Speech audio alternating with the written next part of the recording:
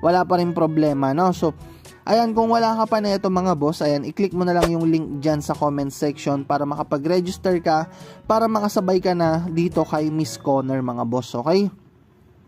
So, hintayin lang natin to matapos para makapag-register tayo. Ilagay mo lang yung MS account name mo, kung anong gusto mong pangalan na gusto mong ilagay. Ayan. Tapos, lagay mo yung cellphone number mo, password.